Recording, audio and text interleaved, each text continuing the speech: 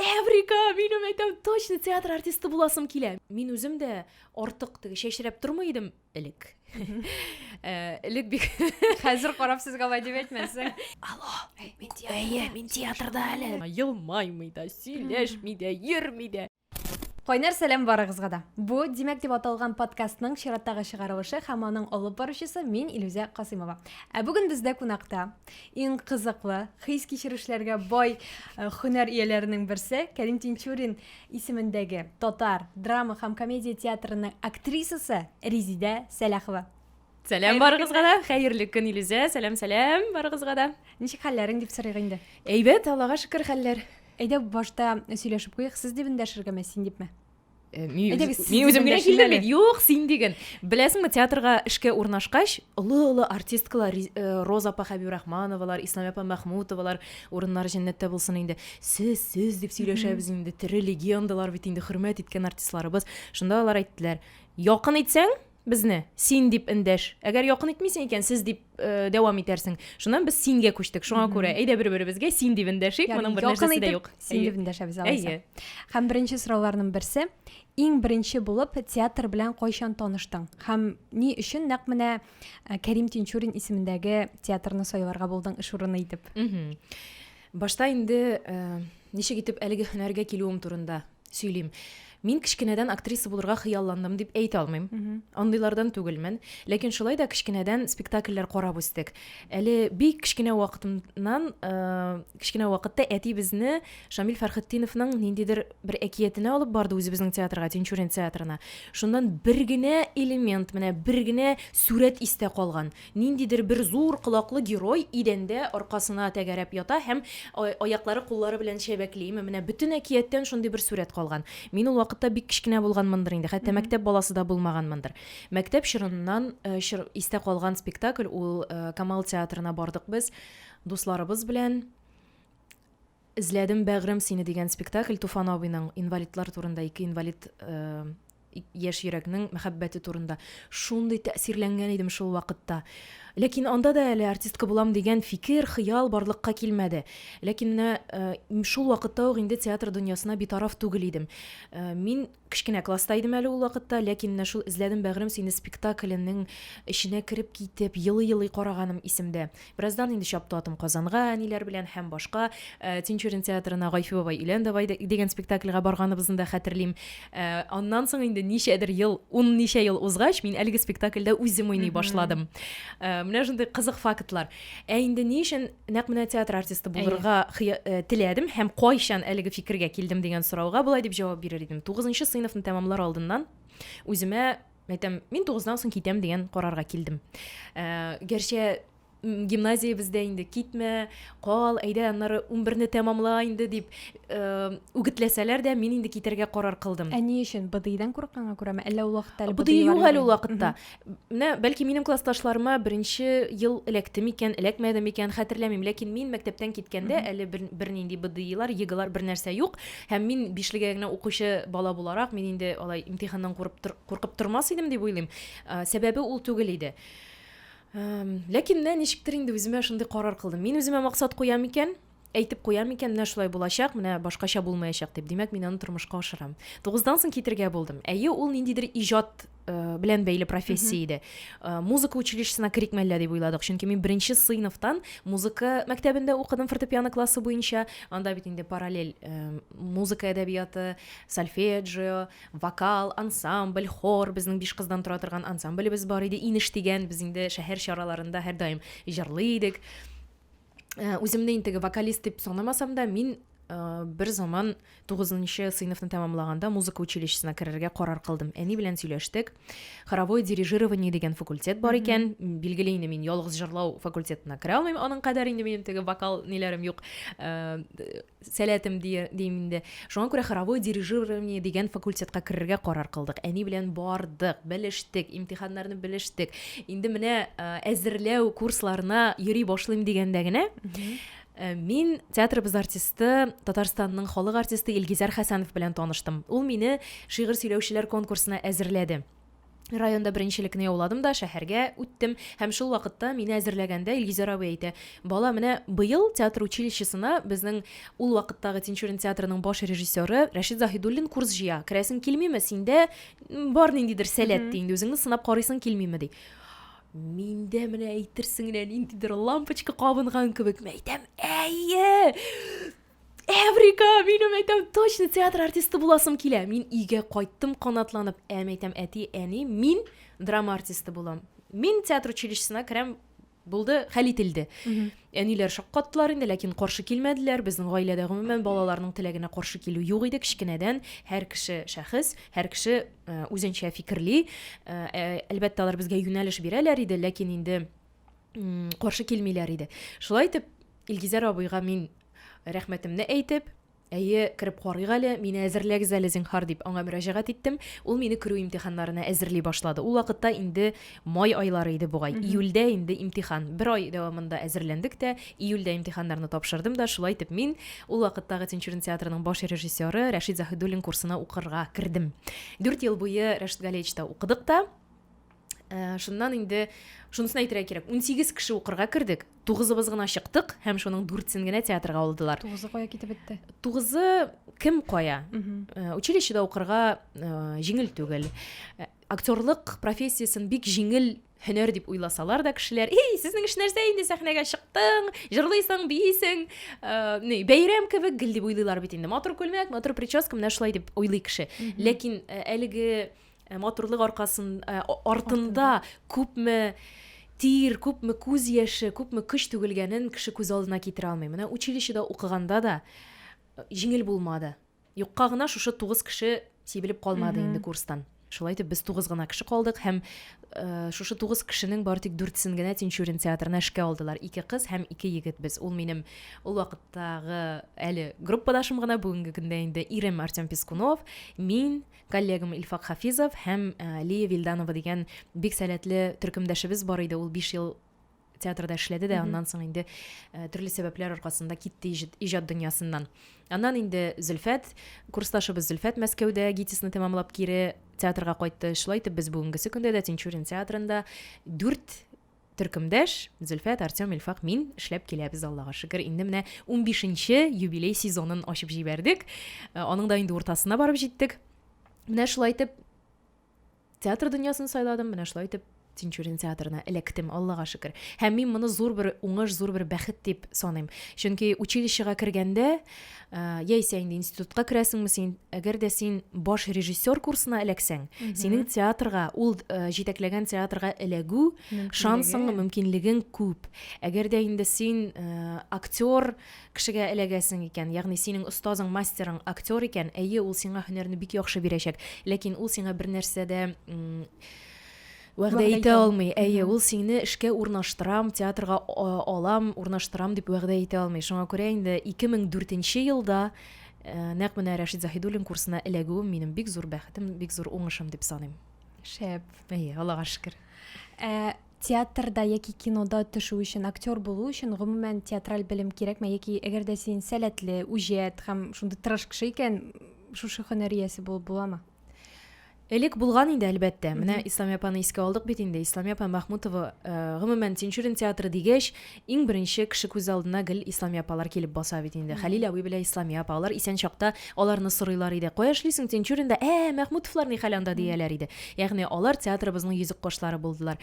Менә Исламия апа Мәхмүтованың белгечлеге булмаган, ул аның гомумән булмаган образованиесе. Аңа Аллаһ Тәгалә тарафыннан менә шушы сәләт бирелгән һәм ул гаҗәеп дәрәҗәдә табигый актриса иде. Аңа укырга да кирәкми. Ул әлбәттә инде тәҗрибә белән килгәндер, сүз дә юк, ул бит инде дистәләгән ел Тинчурин театры сәхнәсендә героиньларны уйнаган кеше. Менә Аллаһ Тәгалә тарафыннан да бирелгән аңа. Ләкин инде бүгенгесе көндә алай бөтенләй һөнәрсез кешеләрне әлбәттә алмыйлар. Әйе, безнең труппада вокаль образованиялы кешеләр бар.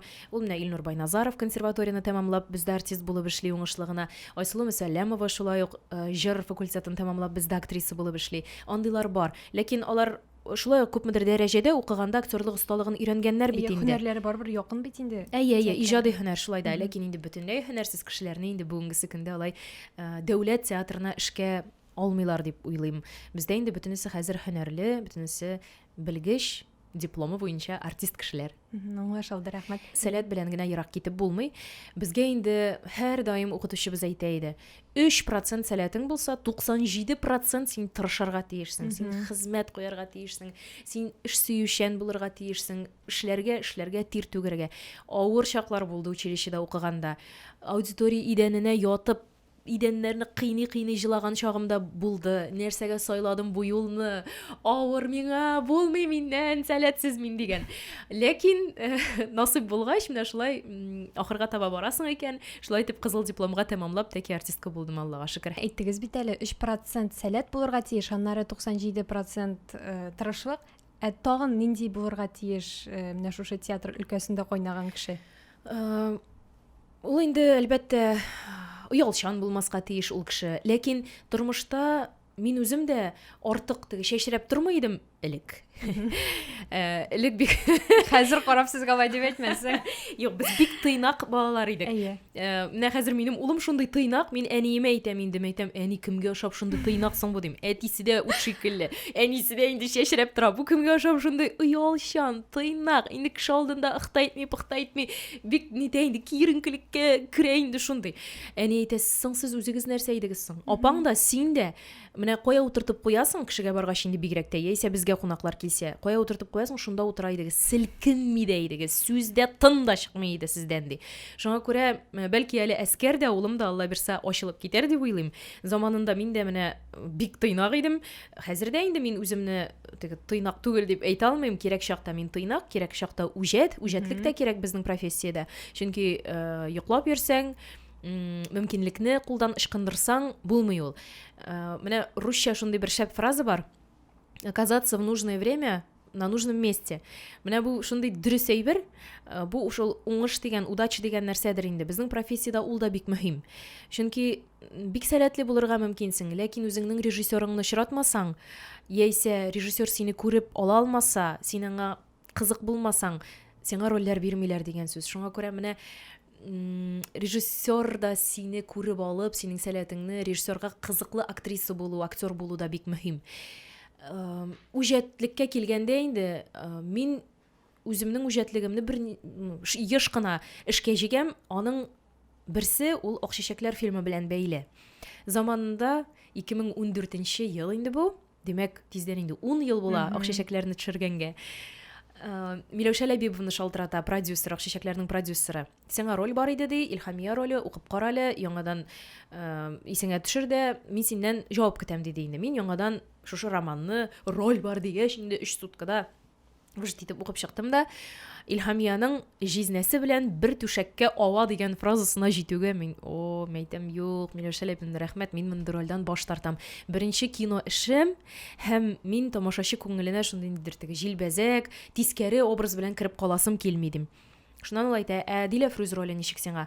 Мәйтәм, миңа менә нәкъ Дилә Фрүз ошаган иде, мәйтәм. Аның табигате, дөньясы буенча да миңа, мәйтәм, ул күбрәк туры килә. Әгәр дә Дилә Фрүзне бирсәгез, мин бик теләп алынам дим инде. Ярый, алайса сөйләштек. Трубканы куям дигәндә генә мин аннан сорап куйдым. Гөлшәһидәгә кеше табылдымы дим.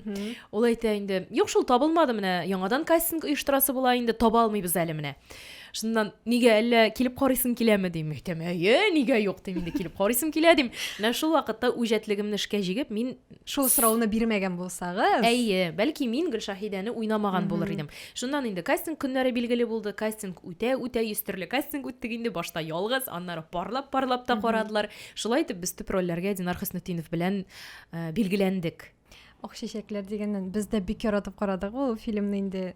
Телевизорлардан чыккач, без әле ул вакытта кичкенә идек, һәм шушы кичкенә 14 яшьлек балалар идек. Фраза мине шундый картайтып куйды. Юк, сез анда карт түгел, сез анда яшь, һәм без анда яшь инде хәзер. Шул хәтле ышанып бирелеп карадык, һәм без шул актерларны, геройларны табып, ВКонтактеда дусларга кушылып, шул хәтле фанатить итеп йөргән идек.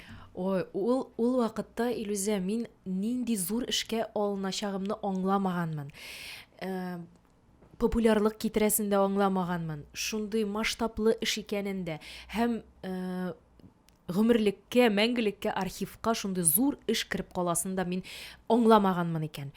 Мине инде билгеләгәч, мин шатландым инде билгеле Миләүшә Ләбибовна һәм кастинглар үтте дә инде бер кеше бер нәрсә әйтми. Бер заман Миләүшә Ләбибовна шалтырата. Иртәгә бөтен актерский состав җыела, җыелыш, әйдә кил. Әйдә гафу итегез, мин кемне уйныйм булды соң инде. Ник бәтәш инде Гөлшаһидә, сез Динар Хөснетдинов белән төп рольдә.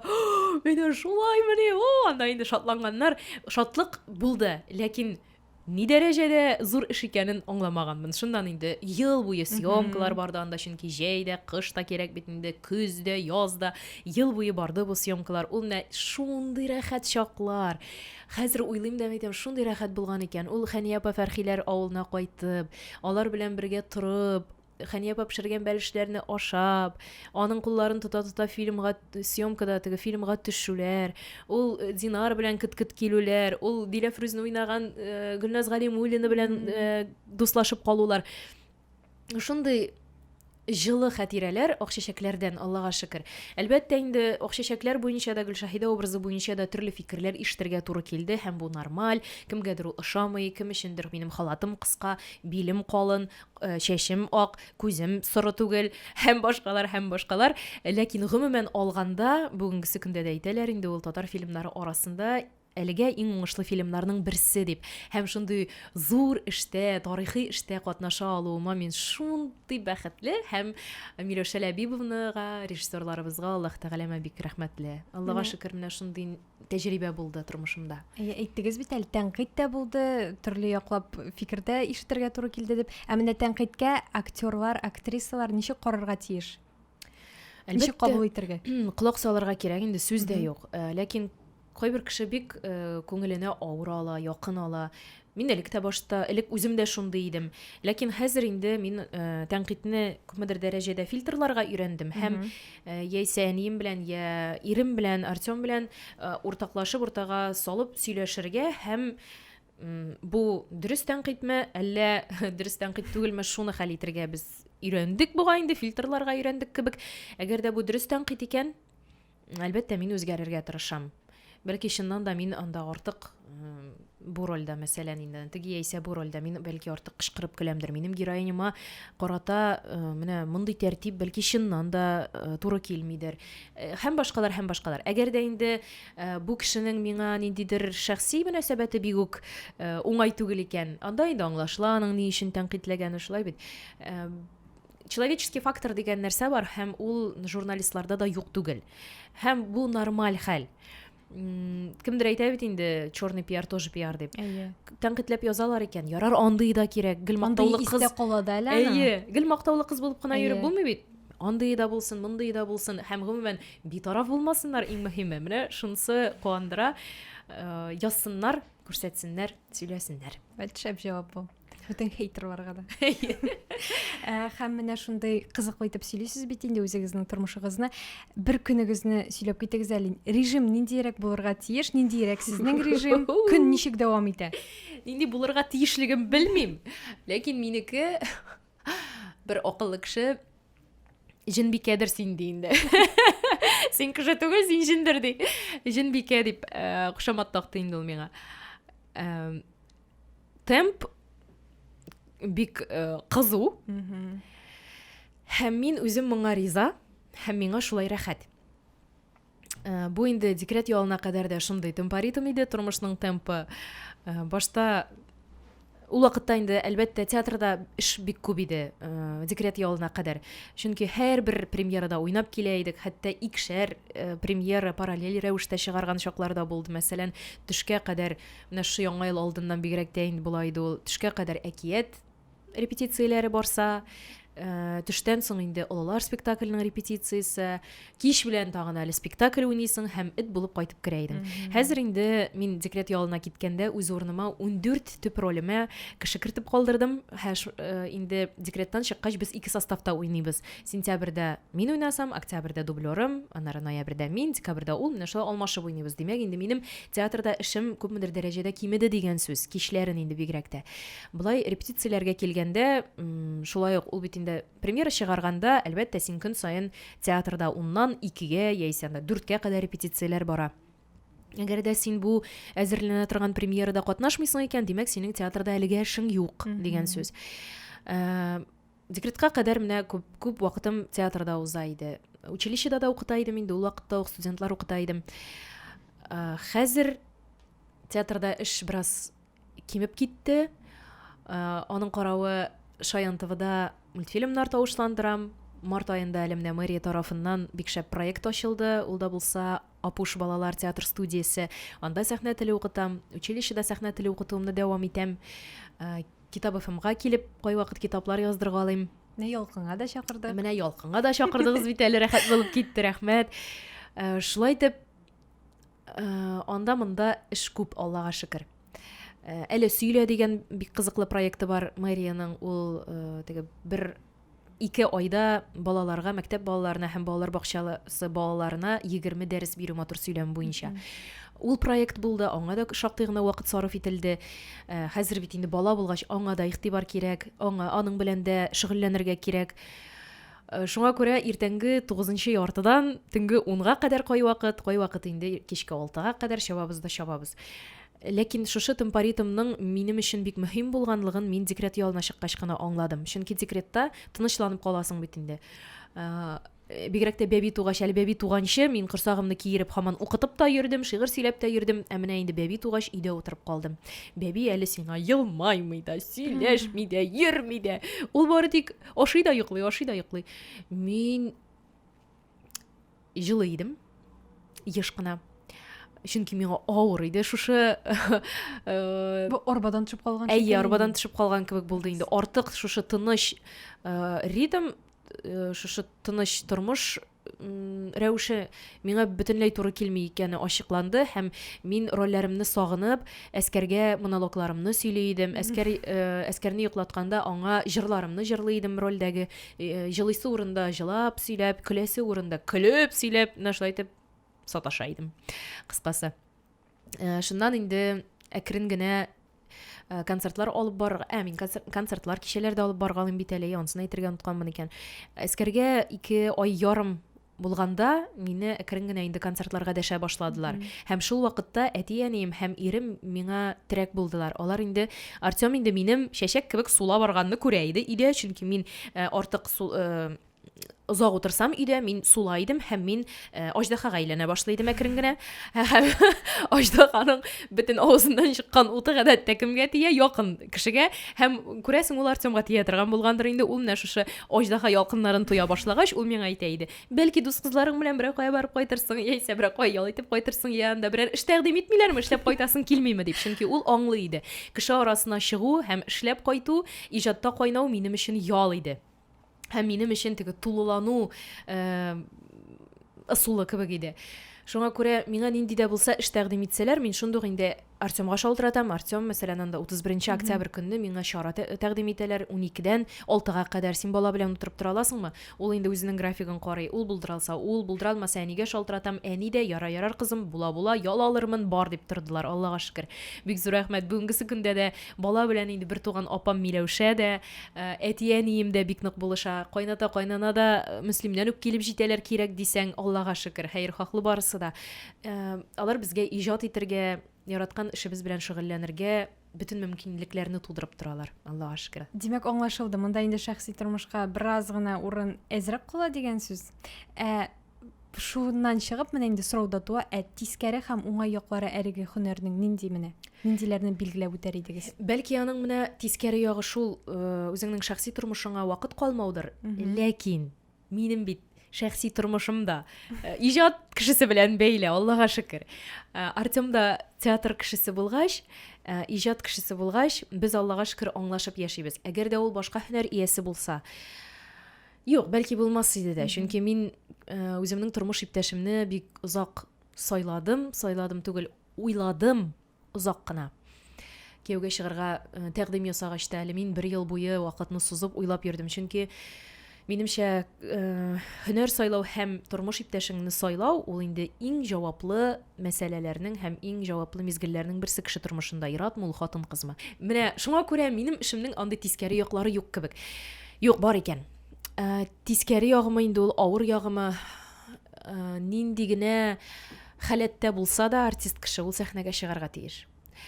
Авырыймы ул, аның температурасы 39-40-мы, әле генә якынын җирләгәнме, яисә якыны үлгән дигән хәбәр килгәнме, нинди генә халәт булса да ул сәхнәгә чыгып, комедиямы, драмамы ул уйнарга тиеш. Һәм ул җиренә җиткереп уйнарга тиеш. Чөнки тамашачы акчасын түләп килгән, аны кызыксындырмый. Авырыйсыңмы син бүген, авырмыйсыңмы?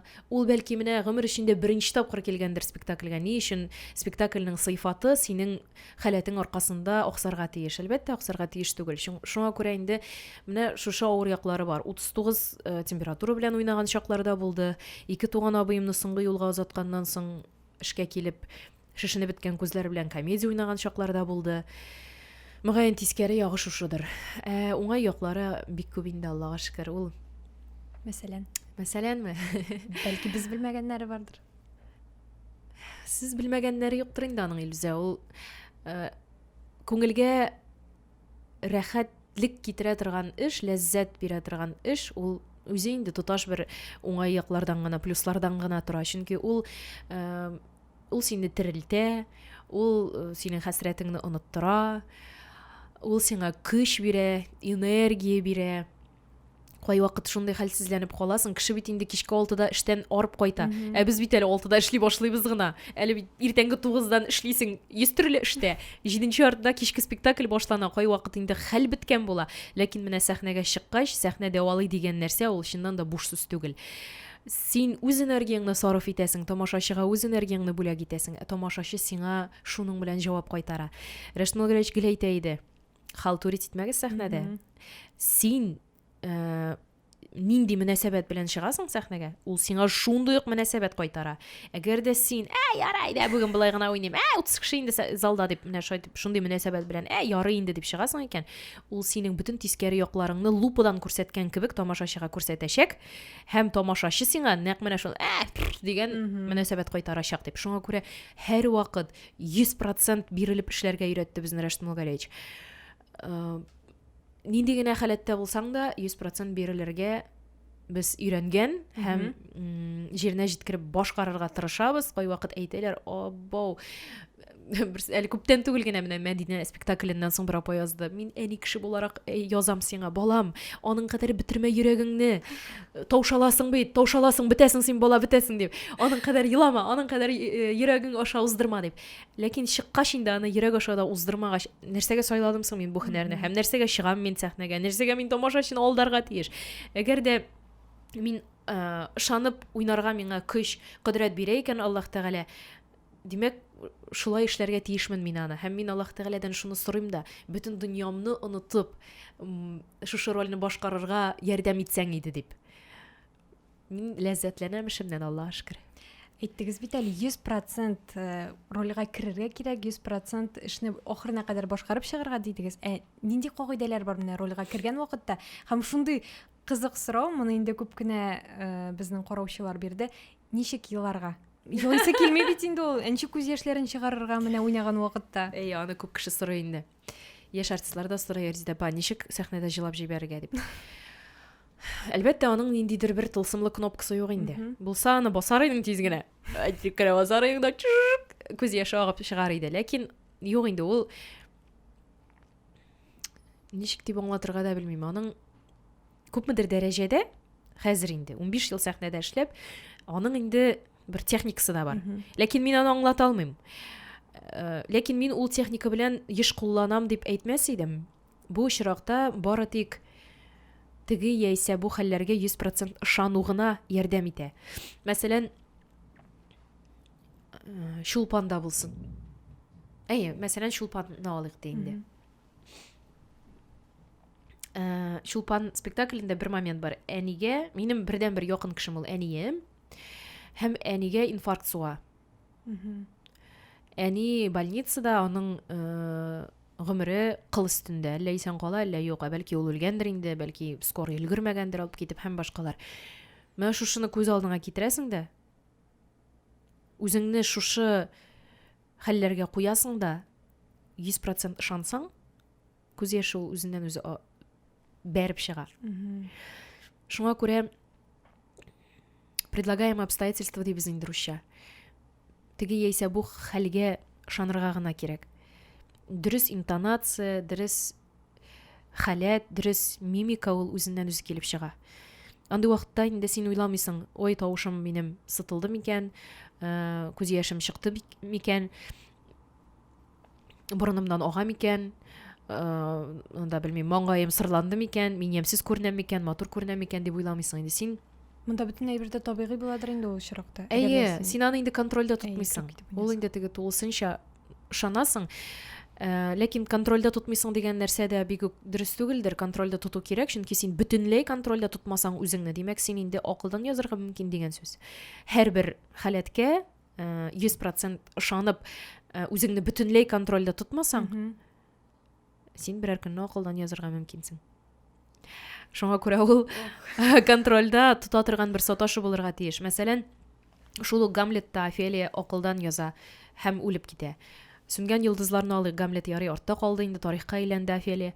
Бүгенге көндә сәхнәбез түрендә Кәрим Тинчуринның Сүнгән йолдызлар музыкаль трагедиясе бар, анда мин Сәрвәр ролендә.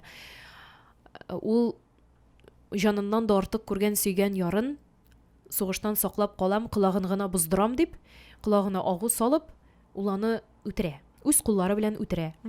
Һәм шушы хәсрәтне күтәрә алмыйча, ул үзе дә акылдан яза. Һәм нәтиҗәдә үзе дә үлеп китә. Әгәр дә моны контрольдә тотмасаң, шушы саташуны, син чыннан да акылдан язырга мөмкинсең. Шуңа күрә ул 100% ышану булырга тиеш, ләкин барыбер контрольдә тоту кирәк. Мөхтәр Мутин дигән артист булган, 100 еллар элек, бик билгеле, шундый бик гәүдәгә дә зур булган һәм эмоцияләре дә шундый ни ачык булган, аның темпераментлы артист булган инде ул. Ул Гамлетны уйнаган беренче артист Артем Пискунов, Гамлетны уйнаган икенче артист татар дөньясында. Менә Мөхтәр абый шундый ышанып уйный торган булган ди. Хәтта партнершысын Отеллоны уйнаганда, партнершысын Дездемонаны уйнаучы актрисаны ул чын-чынлап буа башлаган. Теге бөтенләй ышанып китеп шушы нәрсәгә буа торган булган. Я Мәхдүмне уйнаганда чынлап асылына торган булганнар. Элек инде менә ничектер шул контроль булмаганмы инде, белмим инде. Менә Мөхтәр абыйны шунда артист булган дип сөйлиләр. Психологларга йөрергә туры килә микән актерларга? Белмим. Әйтә алмыйм. Бәлки күп кенә артистларның акыл, җиңеләюен ишеткәнем бар. Хәтта иң беренче татар артисткасы Сәхип Җамал Гыйззәтуллина Волжскаяда ул акылдан язган, җиңеләйгән соңгы көннәрендә. Актерның менә һөнәри үсеше ничек бара? Башта вак рольләрдән башларга кирәкме? Мисал өчен массовкадан, аннары гына зур шундый төп рольләрне бирәләрме? Әллә төрле кешенең төрлечә барамы? Төрле кешенең төрлечә. Тиеш дигән нәрсә юк инде ул. Безгә инде менә Аллага шөкер төп рольләрдән башларга насыйп итте Аллаһ Тәгалә. Ул Рәшмәл Галәчкә рәхмәт инде. Әлеге дә баягы ул безнең бәхет менә нәрсәдән булды. Ул вакытта бик күп актрисалар декрет ялында иде. Гөлназ Нәүмәтова, Гөлчәчәк апа Хафизова, Гүзәл Гайнуллиналар, алар барысы да декретта иде һәм безгә Лия белән ул вакытта һәр спектакльдә диярлек менә шушы яшь героиняларны уйнарга насыйп булды. Алар рольләренә дә керергә туры килде безгә. Ул инде бер артлы, анда Айгөл иле, Кияүләр, Мәхәббәт баскычы, Хаҗи әфәнде өйләнә, тагын нәрсәләрендә күп инде алар менә. Кайсы гына 2008дән алып бер 2014ләргә кадәр кайсы гына спектакльне алсаң да төп рольдә я Риздә Сәләхова, я Лия Вилданова, я исә без икебез бер рольдә дублерлар булып уйный идек. Шуңа күрә безгә инде монда русча әйтсәң повезло.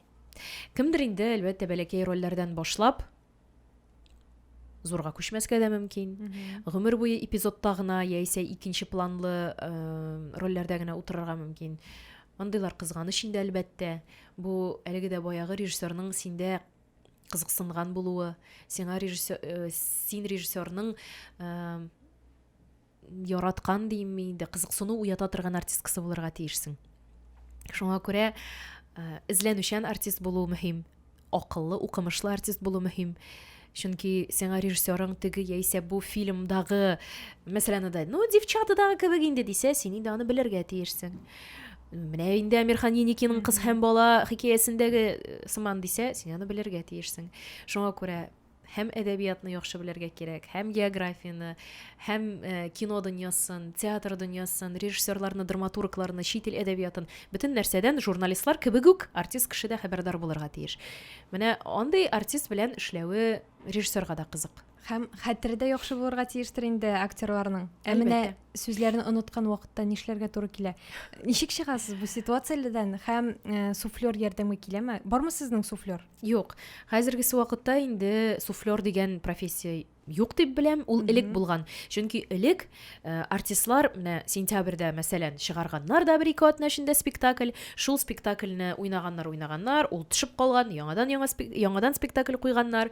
Мәсәлән, безнең күчмә театры булган бит инде. Элек Тинчурин театры тарихына күз салсак, ул күчмә театр булган. Шуңа күрә алар бер спектакльне чыгарганнар да, аны уйнаганнар, Татарстан буенча йөргәннәр дә, яңа спектакль куйганнар һәм алар еш яңа спектакльләр чыгарганнар. Шул сәбәпле сүзләрен ятлап өлгермәгәннәрдер инде күрәсең. Ул вакытта суфлер дигән аерым бер ни булган инде, хезмәткәр булган. Хәзер ул юк. Помощник режиссера, ягъни режиссер ярдәмчесе дигән кеше бар театрда. Яңа спектакль өстендә эшләгәндә ул кеше текст карап бара. Артист әле сүзләрен ятлап бетермәгән булса, ул әйтеп бара артистларга. Репетиция вакытында гына. Әлбәттә инде ул прогоннарга күчкәч, инде премьера алдыннан андый эшләр туктала инде, син инде 100% текстны белергә тиешсең билгеле, бер нинди буталу, ялгышу, оныту дигән нәрсә булырга тиеш түгел. Шуңа күрә инде премьерадан соң сүзләрне әйтеп тору дигән нәрсә инде гомумән юк. Анда инде ул инде башка сыймаслык нәрсә. Артистның бит инде ул иң җиңел эше нәрсә, иң җиңел нәрсәсе артист эшендә ул сүз ятлау. Әлбәттә, кешелек факторы бар. Белый лист дигән нәрсә бар, ак бит. Кай вакыт менә хәтерең менә шушы ак стена кебек була. Бер нинди сүз дә юк, текст та юк, бер нәрсә юк башта. Менә шундай әйбер була ие. Ул ак бит. Кая нәрсә эшләгәнеңне дә аңламыйсың, син кем? Менә шундай әйбер була, без аны аңлата да алмыйбыз. Ул һәр туры эфирда да булырга мөмкин. Менә ул һәр кешедә була димәк, артистларда гына түгел, журналистларда да, алып баручыларда да. Шуңа күрә андый очракларда әлбәттә партнер ярдәм итә. Партнер ярдәм кулын суза ала торган кеше булса, син инде бәхетле димәк. Шуңа күрә партнерыңның да автор язганча теге бер җөмләдән икенче җөмләгә кадәр генә яши торган артист түгел, шушы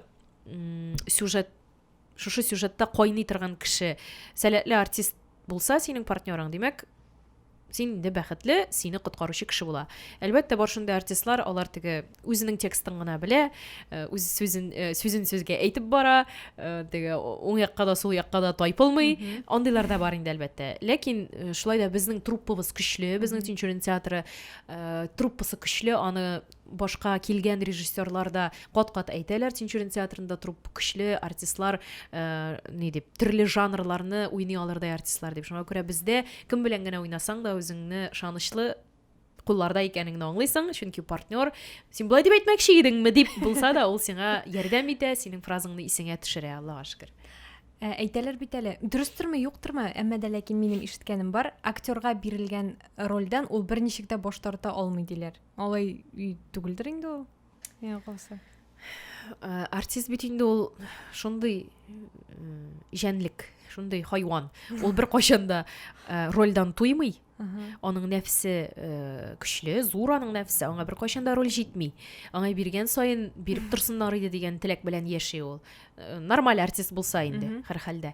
Һәм бу нормаль күренеш, ул шулай булырга тиеш тә. Ролең күбрәк булган саен, әлбәттә, син бит инде күбрәк таныласың, күбрәк шарланасың, димәк, тәҗрибәң дә арта дигән сүз. Шуңа күрә инде рольдән баш тарту дигән нәрсә ул юк дәрәҗәсендә. Гәрчә менә ак чәчәкләрдәге кебек ситуация булмаса инде, синең тәртибеңә каршы килә торган, синең тәрбиеңә барып бетми торган рольләр әлбәттә очраштыргалый. Ул, мәсәлән, Мәдинә спектакле белән дә шулайрак булды. Илгиз Зәйниев шушы пьесаны укып чыгыгыз әле Артем белән дигәч, инде без Артем белән моны укып чыктык, әле приказ чыкмаган, әле куя дигән сүз дә юк. җибәрде дә шушы пьесаны укыгыз, мин сездән фикер көтәм диде. Хәзер инде Мәдинәне караган кешеләр аңлар сүзнең нәрсә турында барганлыгын. Мин укып чыктым да, мәйтәм, юк, бу татар тамашачысы кабул итә торган нәрсә түгел. Ой, юк, астагфирулла, юк дидем мин. Шуннан Илгиз әйтте. Ярый, аңладым фикерегезне, ләкин бу тиздән Тинчурин театрында куелачак һәм сез Артем белән төп рольдә булачаксыз. Фикерегезне аңладым, рәхмәт, ләкин курыкмагыз, барда әйбәт була. Мин сезне шишендерергә дә җыенмыйм, үбештерергә дә җыенмыйм. Мин барысын инде уйладым, хәл иттем. Барысы да тәртип кысаларында гына булачак. Борчылмагыз диде. Һәм чыннан да без теге күпме генә каршы килсәк тә инде башта ички дөньябыз белән, ләкин Илгиз Газинурович безне ышандырды һәм ул аны чыннан да тәртипле генә куеп чыкты. Әлбәттә, сүзнең нәрсә турында барганлыгы да аңлашыла, герой белән героиняның нәрсә белән шөгыльләнгәне дә аңлашыла. Ләкин монда бернинди теге ятсыз сәхнәләр юк. Һәм мин ничек итеп кабул итәм Мәдинәне? Мәдинә спектаклен гомумән. Аны ниндидер теге бузыклык турындагы спектакль дип түгел, тамашачыга менә шушлай эшләмәгез. Сезнең белән дә шушы хәл булырга мөмкин дигән бер әдәби үгет нәсихәт күрсәтүче бер әсбаб итеп кабул итәм мин аны. Ягъни, син гөнаһ кылсаң, син хәләлеңә хыянат итсәң, син нормаларга каршы килеп дөрес яшәмәсәң, Аллаһ Тәгалә синең башыңа сугачак, ул сиңа җәза бирәчәк дигән фикерне алга сөрә безнең спектакль. Шуңа күрә мин инде хәзер тулысынча Мәдинә белән килештем һәм мин аны шундый күзлектән тамашачыга тәкъдим итәм. Тамашачы иң мөһиме дөрес аңласын иде. Әлбәттә, төрле фикер бар. Әлеге дә баягы кемдер кабул итә, кемдер татар сәхнәсендә мондый нәрсә, бу нинди яңа тема, бу нәрсә инде кирәкме, бу кирәкмиме фәлән дигән. Ләкин татар да шундый ук милләт, шундый ук кеше, балалар да шулай ук туа татарда, балаларны шулай ук аңладыгыз инде. Шуңа күрә бәлки чыннан да безнең сәхнәдә дә шундай әйберләр булырга тиештер. Иң мөһиме, тамашачы әзерлек белән килсен иде. Мәдинәгә кияүләр спектакленә, кияүләр комедиясенә килгән настрой белән килмәсен иде. Гомумән, мин тамашачының әзерлекле булуын телим, әзерлекле булсын иде дип телим. Шуңа күрә тамашачы да билет сатып алганда карасын иде жанрны. Нинди жанр бу, нәрсә турында һәм башкасы.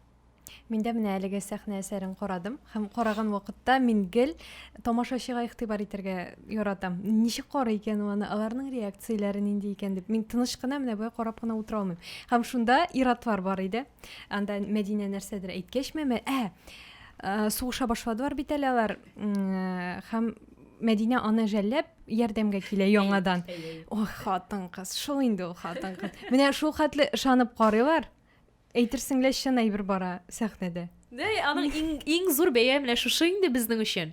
Тамашачы, татар тамашачысы шундый рәхмәтле ул, Аллага шөкер. Ул искиткеч тамашачы безнең татар тамашачысы. Чөнки менә әбиләр инде бигрәк тә ак яулыклы әбиләр бик комментарийга бай. Ышанып бетеп карыйлар.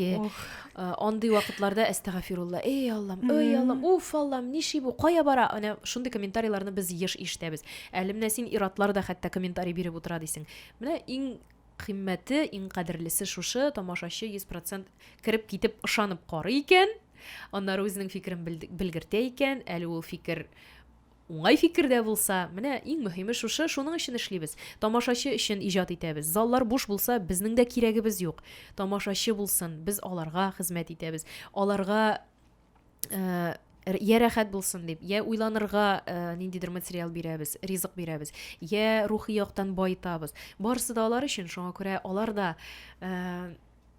үзләренең хөрмәтле, безнең өчен хөрмәтле икәннәрен тоеп, безгә заллар тутырып килсеннәр дә, һәм без аларга тәкъдим иткән материалдан канәгать калсыннар иде. Нәрсә менә уйнаган вакытта кумачау итә ала актерга телефоннар шалтырарга мөмкин. Ул әлбәттә сезгә ничектер тәэсир итмичә калмыйдыр инде. Бәлки комментарийләр дә ишетеләдер кайбер кешеләрнең. Ул гадәттә утырганнарның бигрәк тә. Ул инде телефон шалтырау, ул номерок төшеп китү, гардероб номерогы. Телефон идәнгә даң итеп килеп төшүләр. Алар инде ачуны китерә торган нәрсәләр, һичшиксез. бигрәк тә драма, мелодрамада, яисә трагедиядә ул менә син шушы эчке халәтне җыясың, син инде теге мөлдерәмә тулган, тамашачы алло, мин театрда әле дип телефоннан сөйләшеп утыра. Ул вакытта әлбәттә ачу килә.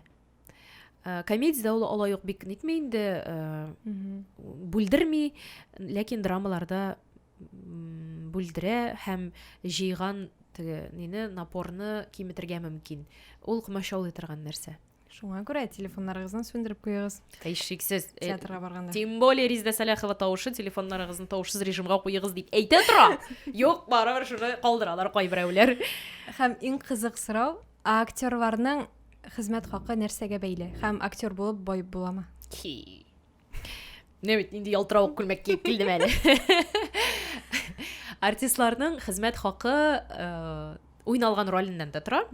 Менә мәсәлән безнең театрда, ул күп театрда шулай инде төгәл бер хезмәт хакы бар һәм уйналган рольләрдән баллар белән балловый система инде төп рольгә мәсәлән 10 балл, кичерәк роль уйнасаң 5 балл, менә шул баллардан акча санап чыгаралар да, өстәмә баллар өчен тагын өстәмә акча килә инде. Уйналган рольләр, репетицияләр өчен син үз тавышың белән сәхнәдә тере тавыш белән җырлыйсың икән, аның өчен дә балл өстәлә, берәр уен коралында уйныйсың икән, аның өчен дә балл өстәлә, бию өчен һәм башкасы. Ул һәр театрда үзенең уставы бар инде, аның кабул ителгән, менә шул устав буенча түләнә безгә. Артист булып байып буламы дигәндә, менә зарланганыбыз юк әле, Аллага шөкер. Үзебезнең төбәбез дә бар, машинабыз да бар, Аллага шөкер, исән-имин яшәп ятабыз. Алай мохтаҗлык кичергән юк, Аллаһ Тәгалә күпсенә күрмәсен. Бу әлбәттә инде теге театрда гына, театр хезмәт хакына гына булдырылган нәрсәләр түгел, билгеле. Кабатлап әйтәм, 100 төрле эштә эшлибез, Артем да, мин дә. Ләкин бу шул артист булганга бит. Нәкъ менә артист, театр артисты булганга мин укыта алам. Нәкъ менә театр артисты булганга мин мультфильмнар тавышландыра алам. Һәм башкалар. Театр артисты булганга заманында сәхнә телен өйрәнгәнгә мин, мәсәлән, концертлар алып бара алам, яисә сәхнәдән шигырьләр укый алам. Булар барысы да артист булганга. Димәк, артист булып байып була дигән сүз. Бары тик теләк кирәк, максат кирәк һәм йоклап утырмаска кирәк. Менә шул. Сез менә үз эшегезнең остасы буларак безгә берничә күнегү күрсәтә аласызмы? Бәлки артикуляцион, дикцияны бәлки ничек әйбәтләп килеп җибәрергә, камилләштерергә бер төрле кагыйдә бардыр. Күп кеше козналарын ачмыйча, ягъни авызын ачмыйча сөйләшә. Ул инде электә булган бүгенге заман кешеләре бигрәк тә менә шулай итеп авызларын кысып куялар да, авызларын ачмыйча сөйләшәләр. Менә шул козналарны кысып кую сәбәпле, ни өчен кеше тормышта да булай да сөйләшмәгәндә дә без аны бик күп кысабыз, чөнки ачу килгәндә дә кысабыз, чиратта торганда да кысабыз, пробкада торганда да кысабыз. Кеше ачуы килсә, шулай куелган инде ул кеше тешләрен кыса башлый. Теш кысылгач, башка киеренкелек килә һәм баш авыртулары артырга мөмкин хәтта. Сөйләмгә генә түгел, димәк, баш сәламәтлеккә дә моның зыяны бар дигән сүз. Шуңа күрә казналарны авызны ачып сөйләшергә өйрәнәбез һәм горизонталь рәвештә түгел, вертикаль, чөнки татар теле дә, рус теле дә алар вертикальләшкән. Телләр горизонталь дию, инде ачык итеп сөйләшү. Ачык түгел бит инде безнең татар теле. Ул ябыграк. Без алма дибез, апа дибез. Әдәби дөрес сөйләм ул ябык булырга тиеш, әзрәк олашкан булырга тиеш, ачык булырга тиеш түгел. Димәк, вертикаль буенча авызны яхшылап ачу, менә монда ике аскы-өскә казналык очрашкан җирдә безнең бер чокырыбыз бар, шуны массажларга кирәк. Ул хәтта кайбер кешенеке авыртырга да мөмкин, менә басканда, әгәр авырта икән, димәк, анда киеренкелек, менә шул киеренкелектән котылырга кирәк, димәк, аны ешрак массажларга кирәк дигән сүз. Ул инде әйткәнемчә сәламәтлеккә дә уңай тәэсир итәчәк, йогынты бирәчәк. Шулай казналарның аскы өлешен, өскә өлешен массажлау төрле артикуляцион гимнастиканы да алмаштыра ала икән. Ниләр тавыш яралары яхшы эшләсен өчен иснәнгәндә кебек зевать дибез инде русча. Йокы килгәндә иснәнәбез бит. Менә шул иснәнгәндә кебек буламындагы өскә аңкауны өскә күтәрергә кирәк, кабартырга кирәк. Верхнее небо дибез инде русча. Һәм шуны кеңәйтергә, кичерәйтергә. Менә шулай итеп вокалистлар аңлый инде мине, речевиклар, вокалистлар. Артикуляцион гимнастикага килгәндә, ул безнең сөйләм аппараты нәрсә? Ул безнең иреннәребез, телебез. Димәк, шуларны эшләтергә кирәк, шуларны җылытырга кирәк, кан йөгерергә тиеш иреннәргә. Димәк, без иреннәрне тешли алабыз. Эскесен, аскысын, андый күнегүләр булырга мөмкин. Алма тешлибез дигән бик кызыклы күнегү бар. Зур итеп ачасың, авызны. Алма тешләгән имитация ясыйсың. Андый вакытта да безнең бөтен тавыш ярыларда җылына, чөнки син дигән авазда чыгарасың. Һәм сөйләм аппаратыңда җылына. Алар күп инде. Йөзгә мәсәлән ширки утырганын, озын борын дибез инде кайбер якта. Озын борын утырган дип күз алдыңа китерәсең. Һәм син аны кул ярдәме белән түгел, мышцалар ярдәме белән генә шушы ширкидән котылырга куып җибәрергә тиешсең. Димәк, син йөзеңдәге бөтен мышцаларны җылытасың дигән сүз. Мәсәлән, борын очына утыра, да күзгә утыра. Һәм менә шулай итеп җылытырга мөмкин битне. Мин инде теге балаларга кызык булырда, яшүсмерләргә кызык булырдайларын китерәм хәзер. Камыр басу дигән бик кызыклы күнегү бар. Кулың белән камыр баскан имитация ясыйсың. Камыр ул синең йөзең. Димәк, камырны сытабыз икән, йөз нишли? Сытыла. Димәк, син кулың белән имитация ясыйсың һәм йөзең белән дә камырның имитациясын ясыйсың. Менә шундыйрак кызыклы күнегүләр. Шундый кызык.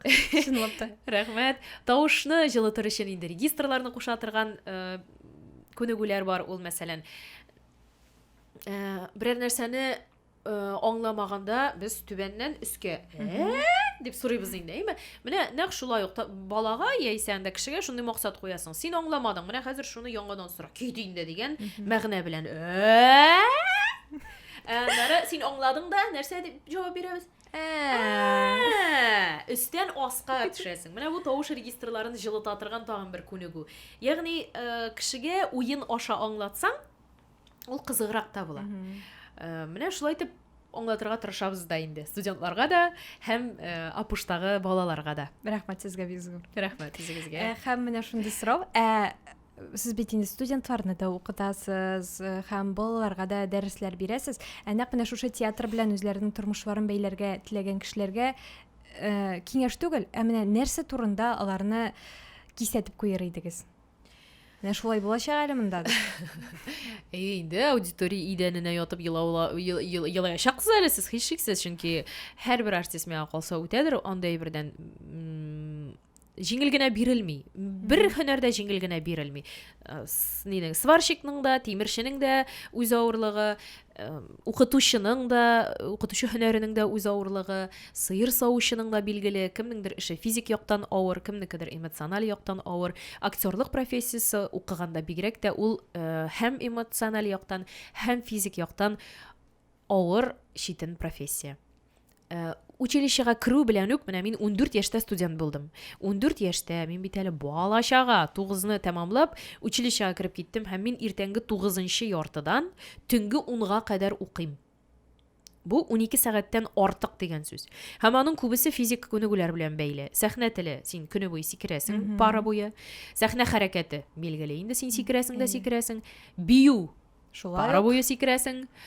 Гримда ярар инде утырып торырга да мөмкин. Вокалда ярар басып кына торырга да мөмкин. Актерлык осталыгы көн сайын 4-нче яртыдан һәм билгесез вакытка кадәр, режиссерның җибәргәнгә кадәр, анда шулай ук башта физик күнегүләрдән башлана, чөнки тәнне, мышцаларны җылытырга кирәк. Аннан инде этюдлар, өзекләр, ул шулай ук физик күнегүләр белән бәйле, син һаман йөреп торасың, сикереп торасың. Ягъни бала бик каты ара, студент бик каты ара. Хәтта танышларымның миңа мөрәҗәгать иткәннәре бар. Кара әле, безнең бала 10-га кадәр кайтмый йөри бит. Ул дөрес юлда йөри микән? Чынлап та шулай укыталармы училищеда дип ата-ана шикләнә башлый баладан. Ләкин ата-ана шикләнмәсен, ул чыннан да шулай, һәм менә шуңа әзер булырга кирәк. Иртәнге 9-нчы яртыдан төнгә кадәр бала укыячак. Хәтта кай вакыт метрога да өлгерми бала. Бигрәк тә инде имтиханнар алдыннан, менә без премьера алдыннан ничек теге нон-стоп режимга күчәбез. Имтиханнар алдыннан студентлар нәкъ шулай ук шундый режимга күчәләр. Чөнки режиссерның эштә дә әле премьерасы булырга мөмкин, яисә анда синең остазың актер кеше икән, аның да вакыты булмаска мөмкин. Студентларның да инде менә имтиханнары килеп җитте. Вакыт кыса, эшләр күп. Шуңа күрә көне төне шөгыльләнәсең. Әти-әни башта миннән дә шикләнделәр, инде сүздә юк, кая йөрисең син бала дип, дөрес юлда йөрисеңме син дип. Аннан аңладылар. Шулай итеп, менә димәк, авырлыкка әзер булырга кирәк. Физик һәм мораль яктан. Әйе, эмоциональ яктан һәм физик яктан авыр буласына әзер булырга кирәк. Икенчедән, җиңел генә бирелмәячәгенә әзер булырга кирәк. Театрга эшкә алынсаң да рольләр буламы әле юкмы, монсы да икеле. Шундый кызык-мызык йөри бит театр дөньясында. Училищега кергәндә, менә кирү имтиханнары тәмамланды, син кирдең, синең исемлектә бар. Син беренче курс студенты, син үзеңне Татарстанның халык артисты дип уйлап йөрисең инде. Икенче курска җитәсең. Мин халык артисты түгел, мин атказанган гына артист ахыры дисең инде. Өченче курска җитәсең. Чүтә мин атказанганда түгел бугай, мин гади бер артист кына ахыры дисең. Дүртенче курсны тәмамлап чыгып киткәндә мин гомумән мин артистмысың, мин бер нәрсә эшли беләмме, юкмы дигән фикергә киләсең. Ягъни һавадан төшәсең шушы дөньяга. Һәм менә кире күтәрелер өчен күпме көч түгәргә кирәк. Ансы инде синдән тора. Көч түгәргә кирәк була. Һәр роль сайын, һәр рольгә тукта кабатланмыйм әле дип тырышасың бит инде. Тукта Сәрвәрем Офелияга ошамасын, Офелиям Сәрвәргә ошамасын, тукта Чулпаным Мәдинәгә ошамасын дип тырышасың. Мондый вакытта әлбәттә режиссерның ярдәме бик зур, коллегаларыңның ярдәме зур. Мин дә Артемнан сорыйм, бу менә теге образга ошамаганмысың, менә буңа ошаган була бугай. Ул да мин аңа нидер замечаниялар ясасам, тәнкыйть сүзләр әйтсәм, ул да тыныч кына кабул итә, Аллага шөкер. Әле кичә генә әйтә. Аба, син акыллы хатын инде минем. Мин акылсыз хатыннар минем бөтенләй ачуымны китерә икән ди. Ну, ниндидер бер ситуация булганда инде анда каядыр, ансын сөйләп тормыйм. Юк. Сарык хатыннар белән ничек яшиләр микән ди? Ул акыллы хатын белән яшәү нәрсә икән беләм. Ну, акылсыз хатын белән ужас бит бу, ужас ди инде. Шуңа күрә әлбәттә күп укырга кирәк, күп актарынырга кирәк, күп казынырга кирәк, күп белергә кирәк, кызыксынучан, күзәтүчән булырга кирәк. Менә үзең әйтәсең бит, тамаша залында утырганда мин кешенең реакциясын күзәтәм дисең. Димәк, ул синдә дә профессиональ бер күзәтүчәнлек бар, журналист буларак. Бездә дә ул нәкъ шулай ук. Беренче курстан ук өйрәтәләр. Автобуста барасың, күзәтәсең. Син үзеңә багаж итәсең, туплыйсың. Әбиләрне күзәтәсең. Аха, әбиләрнең тәртибе, үз-үзен тотышы белән шулай була. Аха, бабайларны күзәтәсең. Анда мәсәлән, кап-кара киемнән розовый, анда алсу чәчле бер кыз киреп баса, о, нинди кызык персонаж. Аны күзәтәсең, ничек тота ул үзен, ничек сөйләшә, телефонына ничек карый, шәерен ничек шәйни һәм башкасы. Менә шуларны күзәтә, син багажыңны тулыландырасың һәм берәр роль өстендә эшләгәндә, син шул багажыңнан тартып чыгарасың да һәм үзеңнең персонажыңны шуның белән байтасың. Шулай итеп синең образың төрле краскалар белән, төрле төсләр белән уйный башлый.